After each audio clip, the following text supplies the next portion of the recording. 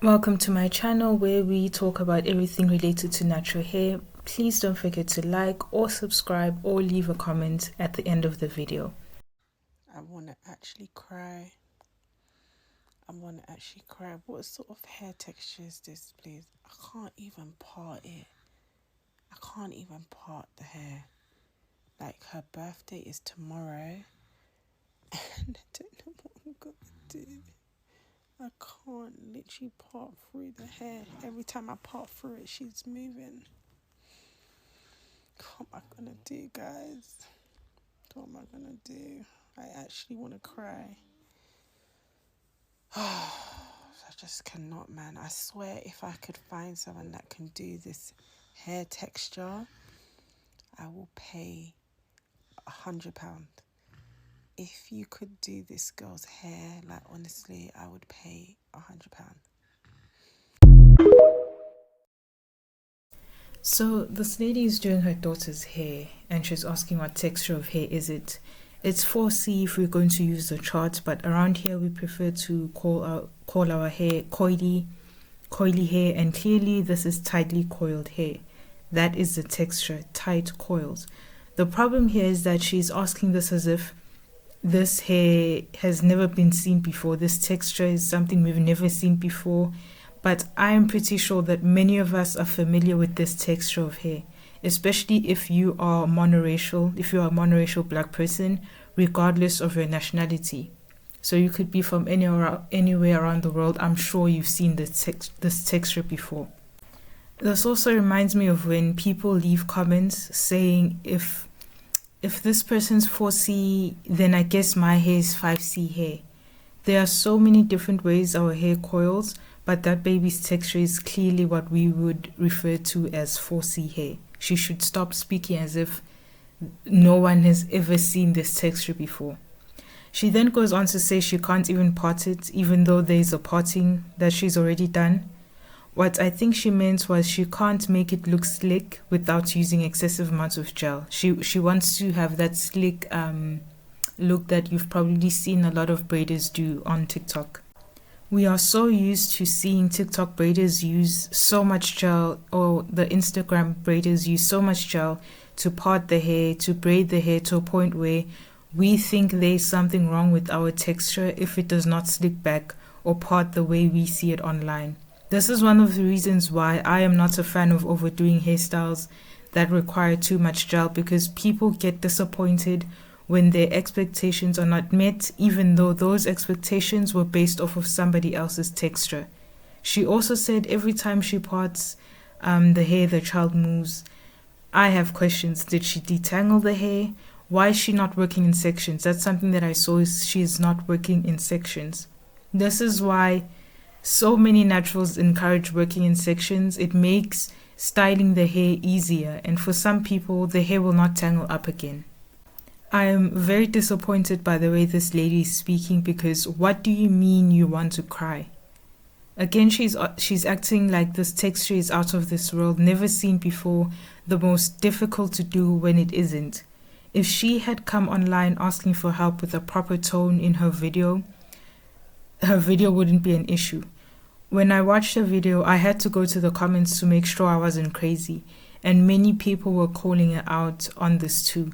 If she had simply asked, hey guys, if anybody has any tips on how to style textured hair, please leave them in the comments. Her birthday is tomorrow and I need help urgently. It's that simple. And speaking of the birthday being the next day, why didn't she make this video a week before and gave herself time to practice, or better yet, just take the child to a professional? Why is she doing this last minute and blaming the child's hair texture? And I'm sure there've been probably other occasions where they've had to get her hair done. What did she do then? Did she style her hair? Did she leave the child's hair alone? Why couldn't, if she got somebody to braid that child's hair, why couldn't she go back to the person who braided the hair? I have so many questions as to why this lady is doing this last minute and then blaming the child's texture. Another problem I had with this video wasn't just how she spoke and her tone, but it was also the fact that she posted this publicly. If she feels okay speaking like this about her child's hair online with thousands of people, potentially millions, depending on the algorithm? How does she speak when it's just her and her daughter? I wonder how she speaks. If she is so comfortable speaking like this online, how does she speak privately? And I saw a comment that said, this is how self-hate has started, and that's true. The child hears her mother speak like this, her mother who is supposed to be her biggest supporter. This child will hear her speak negatively about her hair and grow to hate her texture. And it is videos like these ones that continue to push this narrative that other races of people are blessed to not have to deal with our texture. This lady needs to do better, and if you are a mom who speaks like this around your child, you also have to do better. As the adult, you know how the world is. You know what awaits her when she leaves your home.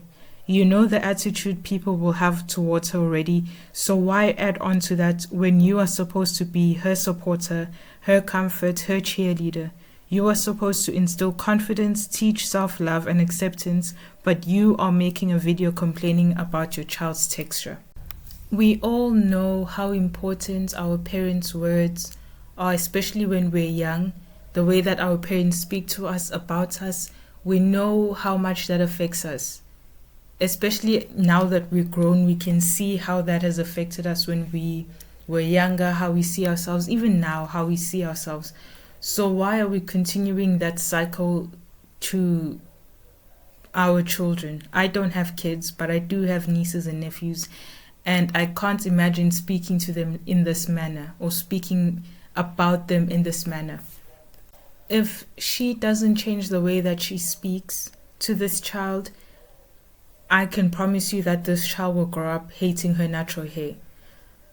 Unless some miracle happens and she doesn't, but chances are she might grow up hating her natural hair, and then one day we will see a video of her online saying, I hate my 4C hair, or my 4C hair could never. Because I'm pretty sure a lot of those people, I've seen many videos of those people who share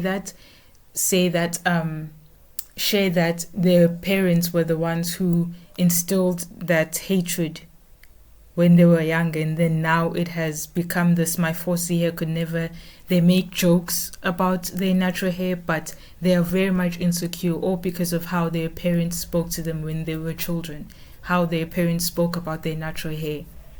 Imagine how much better our community would be, how better our children would feel if we spoke positively towards our children, their skin color, their texture, their features, if we instill confidence in them when they are young, so when they do go outside, they don't get affected by what people say outside. People will say whatever they want to say, because honestly, we cannot control what people say in this world that we are living in.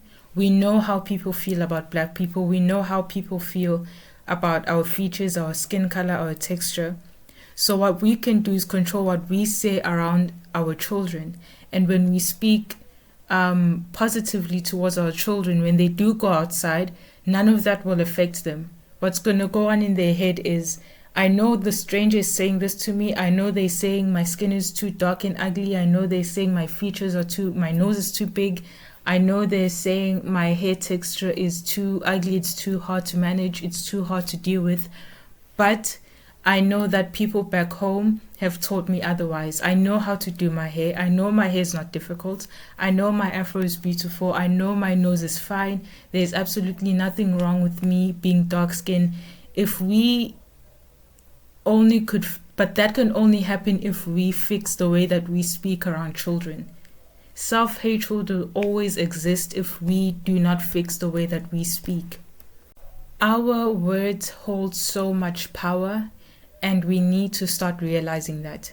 We need to start realizing that there is so much damage that can be done just by the words that we use, but there's also a lot of uplifting and building that can be done just off of the words that we use within our community. So I really hope that we genuinely start looking within ourselves and start thinking, okay, what have I said or what do I joke about that needs to change? Because we are trying to raise a generation of kids that do not have to deal with the self-hate that we have dealt with, that have to have the same insecurities that we have had to deal with growing up.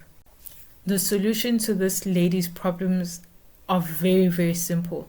She could have gone online and watched a bunch of videos. There's so many videos of women with 4C hair, with coily hair, with afros, doing their hair, doing their children's hair, so many of them from different parts of the world. She could have watched those videos. She could have gone to a professional. If she knows when her child's birthday is. So if you know you can't do your child's hair, then at least a month before, try and find different hairstyles, experiment with different hairstylists, go to different salons and see how they handle your child's hair. You had so much time, but you didn't. You left it for last minute. You could learn how to do your child's hair. If you don't trust people, that's understandable. A lot of hair salons are not treating people's afros correctly. So you could have taken the time to learn your child's hair. That's one of the requirements as a parent, in my opinion, is to learn how to take care of your child's hair. You could have done that, but she didn't because clearly she's doing this last minute. But those are the solutions that I have for this lady. I would love to know if there's any other solutions that you came up with. Leave them down in the comment section. Thank you for watching the video. Don't forget to like or subscribe to my channel for more natural hair content.